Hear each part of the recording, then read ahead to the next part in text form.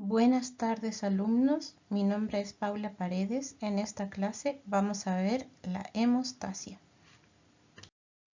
Los objetivos de la clase son conocer los mecanismos homeostáticos del cuerpo humano, reconocer los mecanismos que involucra la hemostasia primaria y secundaria, reconocer los mecanismos fibrinolíticos, y conocer fármacos y sustancias endógenas anticoagulantes. Bien, debemos tener en cuenta que ustedes van a estar constantemente expuestos a lesiones vasculares. Entonces, estas ustedes las tienen que saber manejar y deben conocer los mecanismos que están involucrados en estos procesos fisiológicos. Entonces, hemostasia básicamente la definimos como el proceso mediante el cual los componentes celulares y plasmáticos interactúan en respuesta a una lesión vascular con la finalidad de mantener la integridad vascular y promover la reparación de la herida. Vamos a tener dos tipos de hemostasia. Vamos a tener una hemostasia primaria y una hemostasia secundaria. En el caso de la hemostasia primaria, vamos a encontrar procesos como por ejemplo espasmo vascular y participación de las plaquetas, y en el caso de la hemostasia secundaria vamos a ver involucrados factores de la coagulación y cascadas de la coagulación. Entonces vamos a ver cada uno de estos procesos, tanto en la hemostasia primaria como en la hemostasia secundaria. Diariamente estamos expuestos a la rotura de vasos sanguíneos. Estos pueden ser producto, ¿cierto?, de lesiones grandes, como por ejemplo con elementos cortopunzantes o como vemos en la imagen de la esquina inferior derecha, en donde tenemos una imagen de rotura de vasos sanguíneos frente a la extracción de un diente, que es una situación en la cual ustedes van a estar en presencia de constantemente.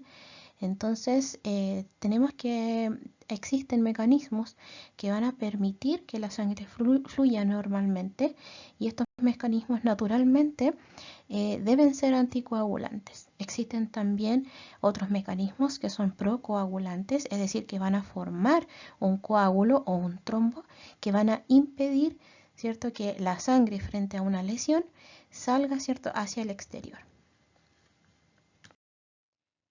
Tal como comenzamos a conversar desde el inicio, vamos a tener que frente a la lesión de un vaso sanguíneo se van a llevar a cabo una serie de eventos y procesos para impedir que la sangre salga del vaso. Habíamos dicho de que en una primera instancia vamos a encontrar la hemostasia primaria, y esta hemostasia primaria involucra contracción vascular o espasmo vascular, es decir, que es un proceso que ocurre inmediatamente después de la lesión del vaso sanguíneo. Luego vamos a tener la adhesión y agregación plaquetar, es decir, vamos a tener participación de las plaquetas, por lo cual se va a llevar a cabo la formación de un coágulo. Este coágulo o trombo también se le denomina trombo blanco, básicamente por la presencia de plaquetas. Luego vamos a tener la hemostasia secundaria, y que se va a desencadenar dependiendo de la lesión del vaso. ¿Okay? Para que se produzca la hemostasia secundaria, entonces vamos a tener la formación de un coágulo, pero en este caso el coágulo va a atrapar glóbulos rojos y otros elementos, por lo tanto también se le llama coágulo rojo o trombo rojo. Y por último vamos a tener la retracción del coágulo debido a las estructuras que conforman el trombo, y por último va a ocurrir la degradación del trombo, proceso denominado fibrinólisis. Todos estos procesos entonces los vamos a ver cada uno por separado. Ocurren dependiendo del grado de la lesión del vaso. Entonces, en una primera instancia vamos a tener la hemostasia primaria, si es que la lesión es no tan invasiva. y vamos a tener la hemostasia secundaria si es que la lesión del vaso es mayor. Y estas fases finales básicamente van a suceder después de la formación del trombo. Para entender mejor cómo se llevan a cabo los mecanismos que acabo de mencionar, entonces les voy a mostrar este esquema. Tenemos la lesión del vaso sanguíneo. Entonces se va a romper el vaso sanguíneo e inmediatamente después vamos a tener la activación de la hemostasia primaria. ¿Qué sucede en la hemostasia primaria? Lo primero, vasoconstricción, es decir, espasmo vascular.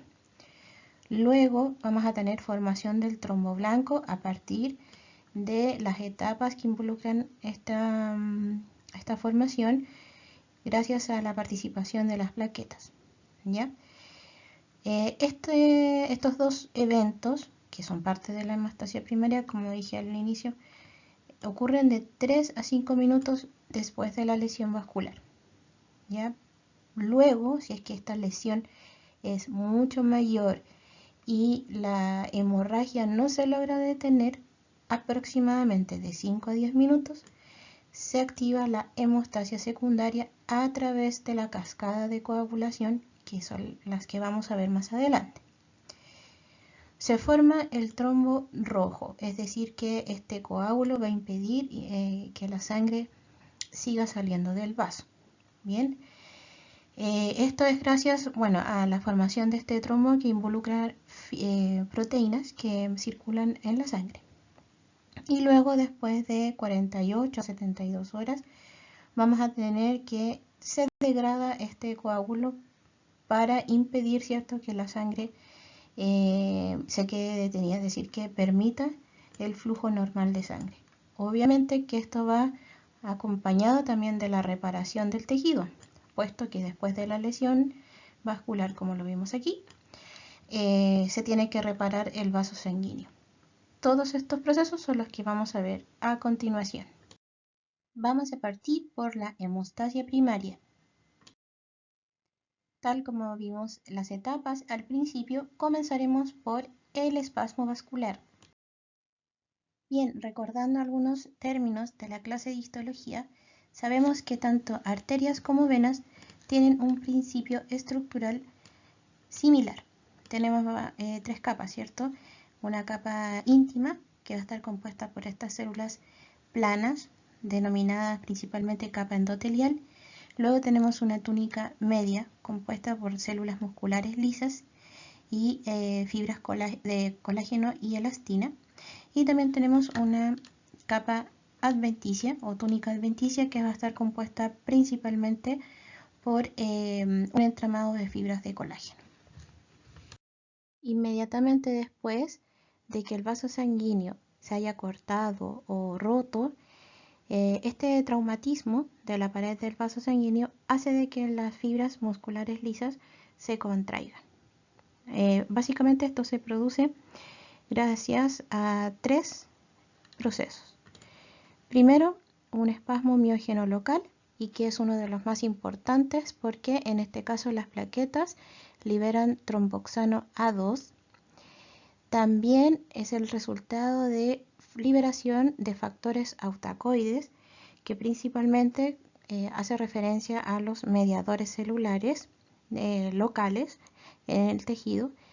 Y tercero, a reflejos nerviosos. Entonces estos reflejos nerviosos se inician a partir de impulsos nerviosos de dolor u otros impulsos sensoriales que se originan en los vasos traumatizados. Si bien este mecanismo es rápido, generalmente cuando el traumatismo es mucho mayor y hay bastante pérdida de sangre, no es suficiente. Bien, acá trato de mostrar en la imagen que el lumen del vaso sanguíneo se ve reducido gracias a este espasmo vascular. Es importante porque principalmente en vasos pequeños este espasmo miogénico local, que es producto de la liberación de tromboxano A2, permite que la vasoconstricción se produzca inmediatamente. Por eso es uno de los más importantes. Esta vasoconstricción no dura poco tiempo, sino que puede durar incluso horas. Y eso va a depender mucho del daño del vaso. Considerar que estamos expuestos durante el día constantemente a rotura de vasos sanguíneos. Y muchas veces no requiere la formación de un gran coágulo rojo y activar cascada de coagulación. Entonces, cuando las lesiones vasculares son pequeñas, se forman lo que denominamos el tapón plaquetario. Y esta es la segunda fase, ¿cierto? Producto de la rotura del vaso. Es a continuación del espasmo vascular. Recordar de su clase de histología que las plaquetas o trombocitos comparten muchas de las características funcionales de una célula completa, a pesar de que son fragmentos que provienen de una célula denominada megacariocito que se encuentra en la médula ósea roja.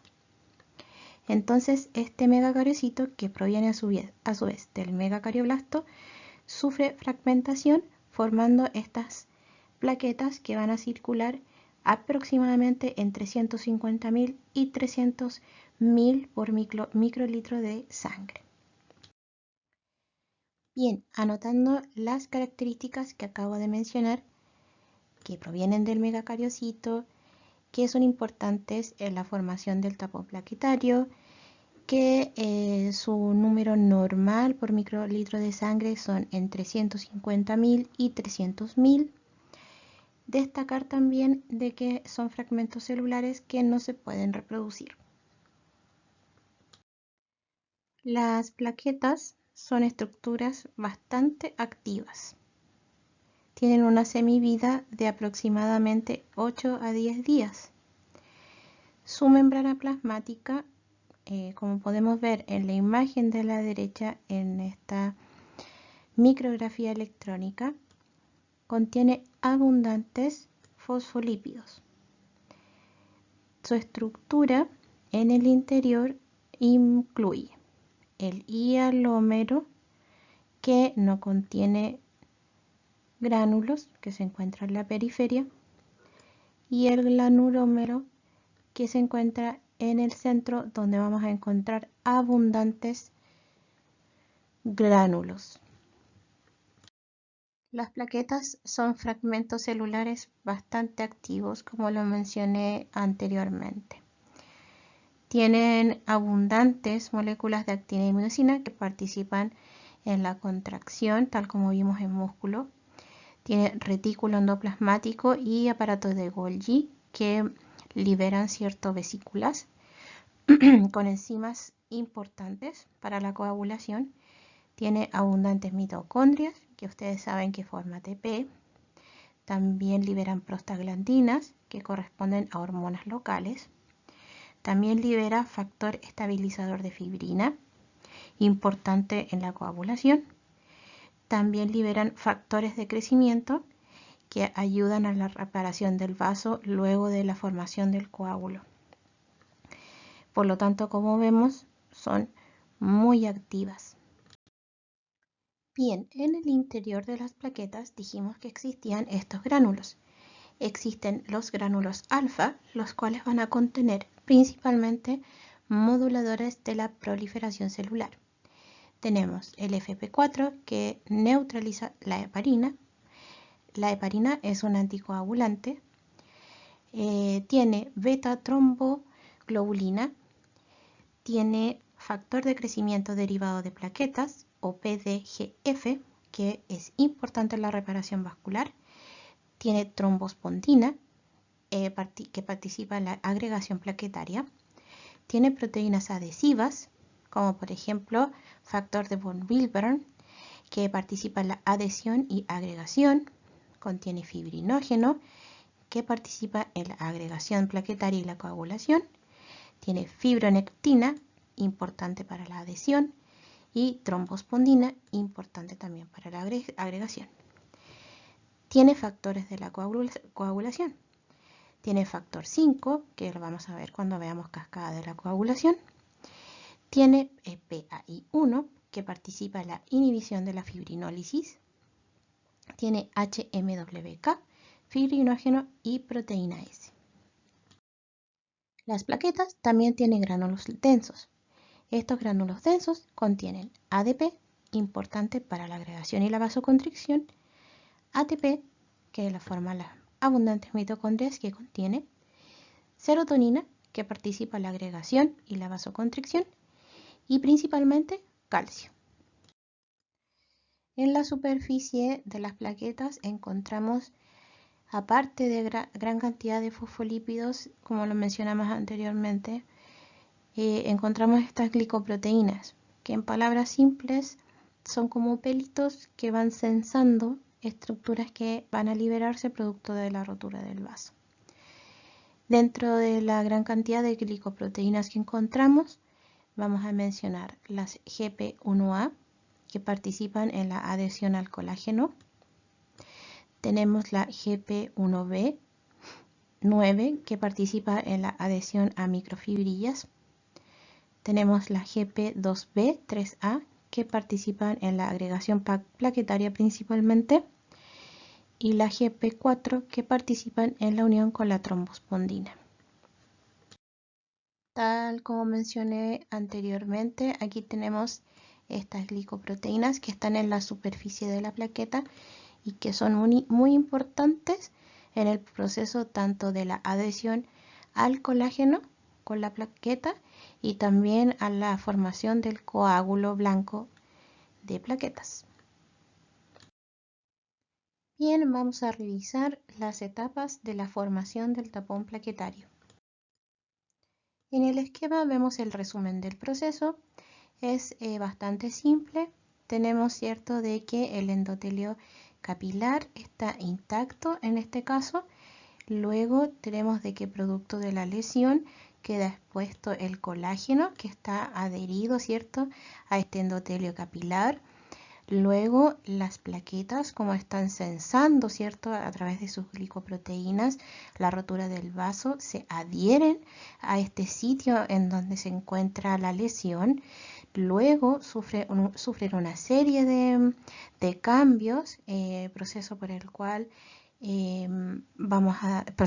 vamos a denominar activación. Entonces cambian de forma y se comienzan a adherir unas con otras. Y luego pasamos, ¿cierto?, a otro proceso que le vamos a denominar agregación plaquetaria y vamos a formar este trombo blanco denominado coágulo de plaquetas.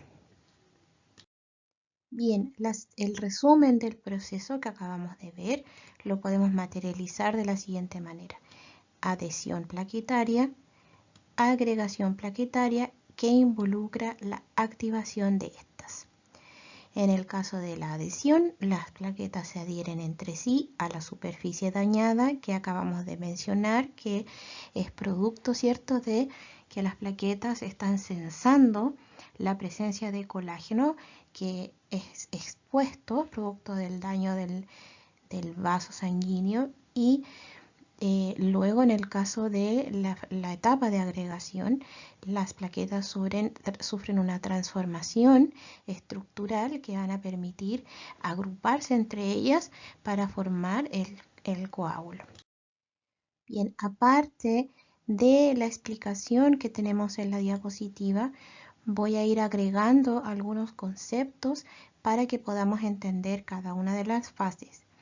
En el caso de la adhesión plaquetaria, tenemos de que después de la ruptura del vaso, es decir, que el endotelio vascular se daña, las plaquetas se adhieren a esta estructura subendotelial que incluye fibras de colágeno. Entonces dijimos que al romperse el vaso quedan expuestos en la superficie, lo que es detectado por las glicoproteínas de las plaquetas que acabamos de mencionar. Entonces las plaquetas pierden su forma discoide y se hacen más esféricas y emiten espículas, y estas espículas permiten la adherencia al tejido circundante. Entonces, en este proceso de adhesión es importante, ¿cierto? Muchas proteínas de membrana. También tenemos la presencia del factor de von Willebrand plasmático que se encuentran circulando en el plasma y el colágeno. También la membrana basal del endotelio capilar. Este proceso dura aproximadamente de 2 a 3 segundos.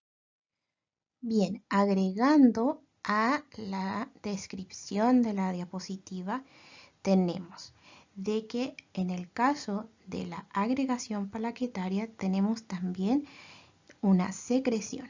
Entonces vamos a describir el proceso para que se pueda comprender. Se le denomina agregación al proceso por el cual las plaquetas se fijan unas con otras. Este proceso requiere calcio y ADP que debe liberarse por los gránulos plaquetarios, tal como habíamos mencionado en diapositivas anteriores. Este proceso involucra la activación y la secreción plaquetaria. Entonces, las plaquetas sufren una transformación estructural. Las membranas de los gránulos densos se unen con la membrana plasmática, liberando su contenido al exterior, y estos liberan, ¿cierto? Una serie, ¿cierto?, de elementos que van a ser importantes, ¿cierto?, para este proceso de coagulación. Entonces, las sustancias liberadas tenemos que su principal función es estimular los cambios estructurales de las mismas plaquetas, ¿ya?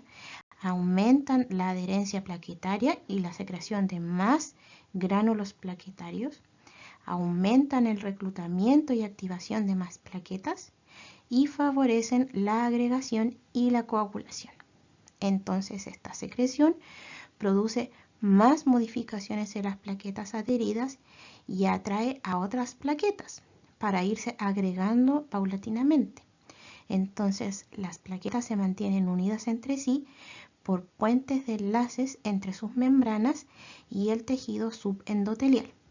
De esta forma, entonces, se establece, ¿cierto?, una barrera aún permeable por los espacios que quedan libres entre las plaquetas, pero que forman una línea de defensa inicial frente a la rotura, ¿cierto?, del vaso sanguíneo. Ahora, si es que la lesión del vaso es mucho mayor, entonces ahí pasamos a la hemostasia secundaria. Bien, la activación plaquetaria requiere principalmente liberación y oxidación del ácido araquidónico. En las diapositivas posteriores voy a hacer un resumen del proceso para que podamos entenderlo. Y también son importantes los fosfolípidos de la membrana para que se produzca esta agregación y acercamiento entre más plaquetas. El estímulo importante para que se produzca esta agregación plaquetaria es la trombina, que también la vamos a mencionar en procesos de la hemostasia secundaria, y el colágeno del subendotelio. También es importante el calcio y la fosfolipasa 2. Vamos a pasar a un esquema para poder resumir el proceso. Bien, en este esquema podemos resumir mejor el proceso. Entonces, lo primero que tenemos que tener en cuenta es que cuando las plaquetas se adhieren, ¿cierto?, a la superficie del tejido dañado, lo hacen a través de estas glicoproteínas que se encuentran en su superficie. Reconocen al colágeno que se encuentra subendotelial y van a permitir, ¿cierto?, que esta plaqueta se adhiera a esta superficie dañada. Para que esta adhesión sea considerable, tiene que existir, como mencioné, colágeno y trombina. Entonces, lo que hace, ¿cierto?, esta adhesión es que la plaqueta libere tromboxano A2 y gránulos. Ahora, el tromboxano A2 proviene a través, ¿cierto?, de la enzima ciclooxigenasa, y esta a su vez actúa en el ácido araquidónico. Entonces, las plaquetas, aparte de liberar, lo voy a anotar acá, tromboxano A2 va a liberar gránulos.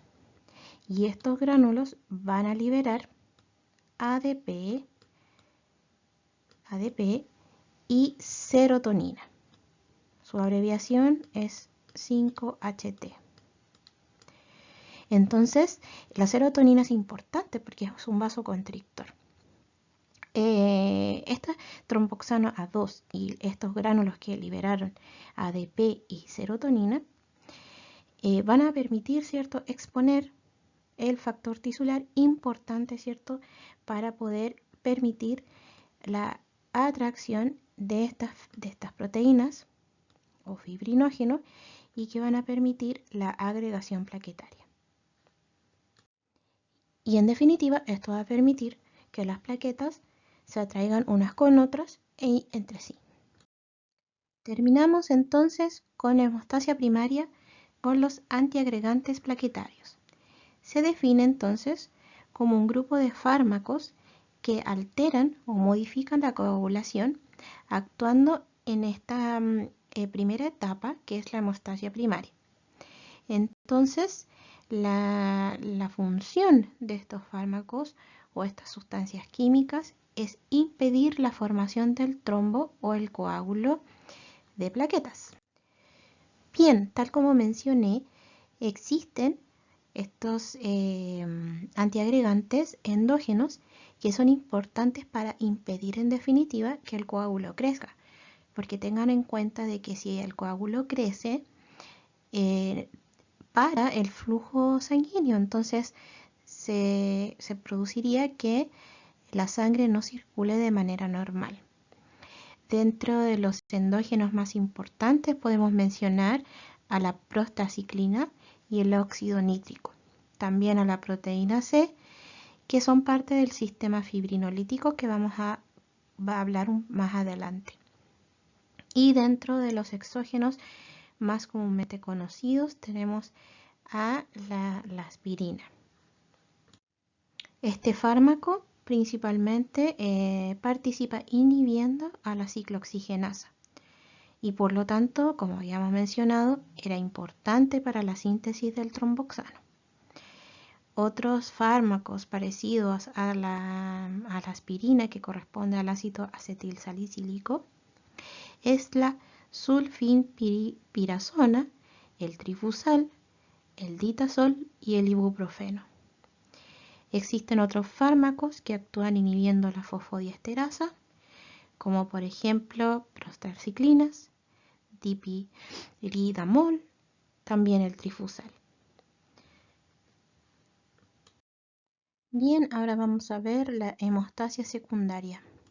Bien, la finalidad de la hemostasia secundaria es formar un coágulo. Este coágulo se forma aproximadamente entre 15 a 20 segundos si es que el traumatismo es grave y más o menos de 1 a 2 minutos si es que el traumatismo ha sido menor. Ocurren dos cosas. Primero, pues, este coágulo puede ser invadido por fibroblastos o puede disolverse. ¿Cómo se genera este coágulo? Bueno, la finalidad de este proceso es formar trombina a partir, ¿cierto?, de una cascada de coagulación, y esta trombina va a transformar el fibrinógeno en fibrina. El mecanismo general de la coagulación involucra tres aspectos importantes. Primero, una cascada de coagulación que frente a la rotura de un vaso o la lesión de la propia sangre, ¿cierto?, tiene lugar una serie de reacciones químicas que involucran factores de la coagulación. El objetivo principalmente es que se forme protrombina. Segundo, el activador de la protrombina cataliza la conversión de protrombina en trombina. Y tercero, la trombina actúa como una enzima para convertir el fibrinógeno en fibra de fibrina que atrapan en esta red plaquetas, células sanguíneas y plasma para formar el coágulo. Dependiendo del daño del vaso o de la misma sangre, se pueden desencadenar dos vías, una vía intrínseca y una vía extrínseca. Esto básicamente va a generar, ¿cierto?, el activador de la protrombina, y dijimos de que la protrombina era importante porque se formaba trombina, y la trombina era importante, ¿cierto?, para transformar el fibrinógeno en fibrina.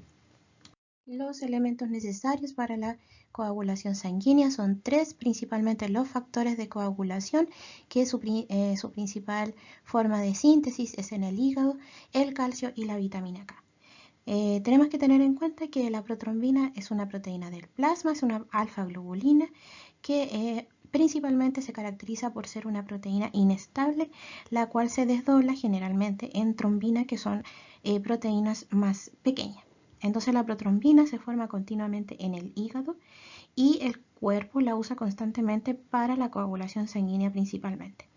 Si el hígado no produce protrombina, su concentración disminuye, lo cual es grave, principalmente porque es importante para la coagulación normal. Entonces el hígado necesita vitamina K para la activación normal de la protrombina y también es importante para la formación de otros factores de la coagulación, como acabo de mencionar.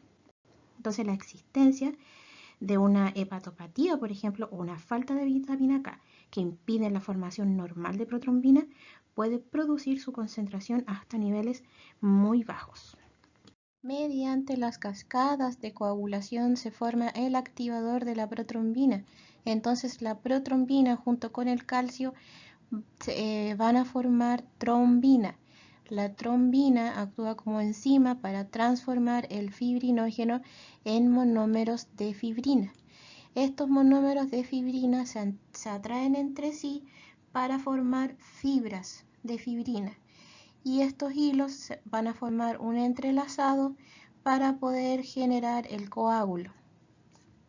El fibrinógeno es una proteína de alto peso molecular que circula en la sangre y también se forma en el hígado. Si es que existe una enfermedad hepática, las concentraciones de fibrinógeno se ven disminuidas. Aquí vemos en la imagen claramente la formación de los filamentos de fibrina. Es muy importante esta red, esta malla para formar el coágulo. La manera de estabilizar este coágulo y esta malla de fibrina es gracias al factor 13, o también llamado factor estabilizador de la fibrina. Revisaremos entonces las dos cascadas de coagulación. Tenemos la vía extrínseca y tenemos la vía intrínseca. La vía extrínseca se produce para la formación del activador de la protrombina y empieza con un traumatismo de la pared vascular o de los tejidos extravasculares que entran en contacto con la sangre. En el caso de la vía intrínseca, básicamente se inicia gracias al activador de la protrombina, como lo habíamos mencionado en las diapositivas anteriores, y para iniciar la coagulación empieza con el traumatismo de la sangre o de la exposición de la sangre al colágeno a partir de una pared vascular sanguínea traumatizada.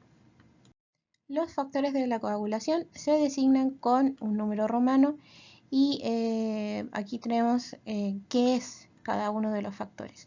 El factor 1, por ejemplo, corresponde al fibrinógeno, el factor 2 a la protrombina, el factor 3 a la tromboplastina o factor tisular, es lo mismo, ¿ya? El factor 4, que es el calcio, el factor 5 es el factor lábil o AC globulina, el factor 7, que corresponde al acelerador de la conversión de la protrombina sérica o SPSA, el factor 8, que corresponde al factor antihemofílico AHF o globulina antihemofílica AHG o factor antihemofílico A. El factor 9 corresponde al componente tromboplastínico del plasma, que es el PTC, o también llamado factor Christmas o factor antihemofílico B.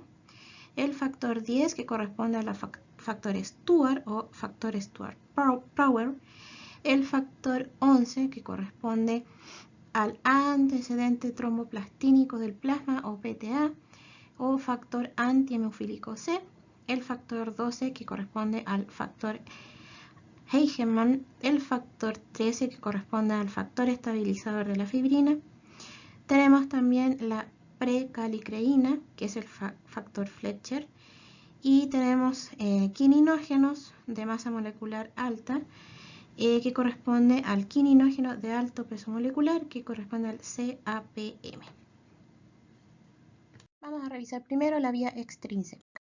Vamos a ver cada una de las cascadas de coagulación mediante un esquema para que facilite el estudio. En este caso tenemos a la vía extrínseca. Entonces la vía extrínseca comienza de la siguiente manera. El tejido traumatizado libera un complejo de muchos factores llamado factor tisular o tromboplastina tisular. Básicamente se compone por fosfolípidos procedentes de las membranas de los tejidos, más un complejo lipoproteico que funciona como una enzima proteolítica. ¿Qué sucede entonces? Activa al factor 7, aquí tenemos el factor 7 y tenemos al factor 7 activado, de ahí la letra A, más el calcio, lo que hacen es activar el factor 10. Entonces acá tenemos el factor 10 sin activar, factor 7 más calcio, ¿cierto? Activan al factor 10. El factor 10 activado se combina con los fosfolípidos tisulares, que son parte de los factores tisulares, o con fosfolípidos adicionales liberados por las plaquetas, y el factor 5 para formar el complejo llamado activador de la protrombina. A continuación, en presencia de calcio, la protrombina se divide para formar trombina, y esta trombina, como pueden ver acá, era importante para transformar el fibrinógeno en fibrina. Revisemos ahora la vía intrínseca. El traumatismo sanguíneo o la exposición de la sangre al colágeno de la pared vascular altera dos factores de coagulación importantes en la sangre que corresponden al factor 12 y las plaquetas. Entonces, cuando se altera el factor 12 por entrar en contacto con el colágeno, lo que sucede es que se activa. Al estar activado se convierte en una enzima proteolítica. Aquí tenemos el factor 12 inactivo y aquí tenemos el factor 12 activado. El factor 12 activado actúa sobre el factor 11, activándolo, lo que constituye el segundo paso. Esta reacción requiere de quininógeno de alto peso molecular y se acelera con la precalicreína. El factor 11 activado actúa sobre el factor 9 inactivo, que junto con el calcio activan a este factor generando factor 9 activado. El factor 9 activado, actuando junto al factor 8, los fosfolípidos plaquetarios y el factor 3 de las plaquetas traumatizadas activan al factor 10. Aquí tenemos el factor 10 inactivo y acá tenemos el factor 10 activo. Tenemos que tener en cuenta que cuando el factor 8 o las plaquetas bajan su número o escasean, este paso es deficiente. Entonces el factor 8 principalmente está ausente en personas que tienen hemofilia clásica. Por esta razón se llama también factor antihemofílico. Luego tenemos el último paso, que es muy parecido al que vimos en la vía intrínseca. ¿En qué consiste esto? En este paso, ¿cierto? El factor 10 activado se combina con el factor 5 y la plaqueta o los fosfolípidos del tejido para formar el complejo llamado activador de la protrombina. El activador de la protrombina inicia a su vez, ¿cierto?, la formación de trombina. Y recuerden que la trombina era importante para transformar el fibrinógeno en fibrina. Y para terminar vamos a revisar los anticoagulantes y la fibrinólisis. Tenemos dos tipos de anticoagulantes, los anticoagulantes naturales o fisiológicos y los anticoagulantes artificiales. En el caso de los anticoagulantes fisiológicos tenemos el flujo sanguíneo y la viscosidad de la sangre. Segundo, tenemos también la lisura del endotelio. Recuerden ustedes de que si es que se expone el colágeno adosado a este endotelio, se forma el coágulo, por lo tanto la lisura es súper importante. También tenemos la trombomodulina. La trombomodulina es una proteína unida a la membrana endotelial y esta trombomodulina se une a la trombina. Básicamente lo que hace es activar una proteína plasmática denominada proteína C, que actúa como un anticoagulante al inactivar a los factores 5 y 8. También tenemos a la heparina. La heparina es una sustancia que se encuentra en muy bajas concentraciones de manera natural, pero se utiliza ampliamente como una sustancia farmacológica en la práctica médica y en concentraciones muy altas evitan la coagulación intravascular. Entonces, lo que hace la molécula de heparina, que corresponde a un polisacárido conjugado de carga negativa, lo que hace es que se combina con la antitrombina 3 y la eficacia de la antitrombina 3 para eliminar la trombina aumenta bastante con esta unión. Este complejo heparina y antitrombina 3 elimina a ciertos factores de la coagulación activados, además de la trombina. Entonces aumenta aún más la eficacia de la anticoagulación. Los otros factores son el 12, el 11, el 10 y el 9 activados. Y también tenemos el proceso de fibrinólisis, que corresponde a la disolución del coágulo. Lo vamos a ver en la siguiente diapositiva. También tenemos anticoagulantes artificiales, dentro de los cuales pueden actuar de la siguiente manera: quitando el calcio, ya que se puede hacer en laboratorio.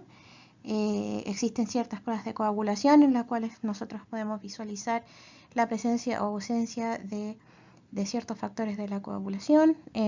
También tenemos fármacos que inactivan factores de la coagulación, como acabo de mencionar, la heparina utilizada desde el punto de vista farmacológico, y también podemos alterar la síntesis de factores de coagulación, como por ejemplo antagonistas de la vitamina K. Bien, terminamos con la fibrinólisis, que consiste en la degradación de las redes de fibrina formadas en el proceso de coagulación, evitando la formación de trombos. Las proteínas del plasma contienen una euglobulina denominada plasminógeno o profibrinolizina, que cuando se activa se convierte en una sustancia llamada plasmina o fibrinolicina. La plasmina es una enzima proteolítica que se parece al funcionamiento de la tripsina, que es una enzima digestiva proteolítica importante en la secreción plasmática. Entonces la plasmina lo que hace es digerir las fibras de fibrina y otras proteínas coagulantes como el fibrinógeno, el factor 5, el factor 8, la protrombina y el factor 12. Cuando se forma plasmina puede lisar un coágulo y destruir los factores de la coagulación, lo que a veces, cierto, hace de que la sangre sea menos coagulable. El proceso funciona de la siguiente manera: cuando se forma un coágulo se atrapa una gran cantidad de plasminógeno en todo el coágulo junto con otras proteínas del plasma. Entonces este no llegará a hacer plasmina ni a lisar el coágulo hasta que se haya activado. Los tejidos dañados y el endotelio vascular liberan lentamente un activador llamado activador del plasminógeno tisular, denominado TPA, más o menos unos días más tarde después de formado el coágulo. Entonces el TPA convierte el plasminógeno en plasmina, que elimina sucesivamente el coágulo de la sangre, que lo que hace es impedir, ¿cierto?, que el flujo sanguíneo sea constante. Este proceso es muy importante, ya que esta función ya es muy relevante de este sistema de plasmina, porque elimina coágulos pequeños de vasos sanguíneos pequeños, y esto es un proceso que es constante diariamente para poder limpiarlos.